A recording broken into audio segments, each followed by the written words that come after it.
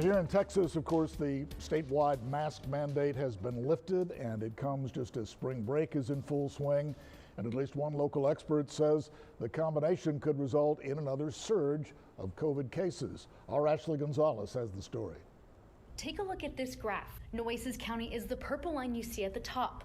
At the end of this line graph, you'll notice this flare upward. That means the number of new COVID-19 cases per day is slowly increasing.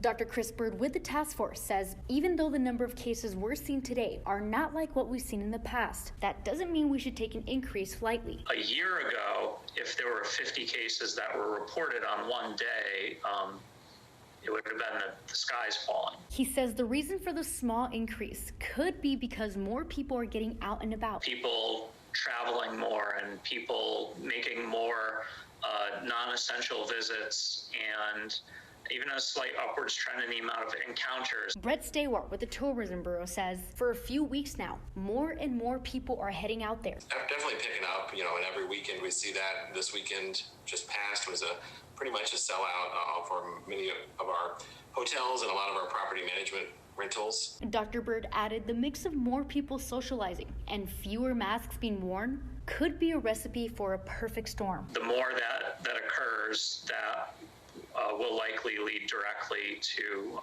more cases. According to Dr. Bird, just one of the ways for things to go back to normal is by more people wearing a mask when they leave the house. This way, we can lower the trend of COVID-19 cases.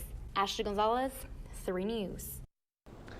Well, now here are the latest numbers for Nueces County. There were 51 new cases today, as Dr. Bird alluded to, bringing the total number here so far to 38,656.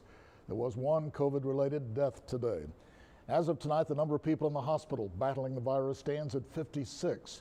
25 of those patients, about half, are in intensive care.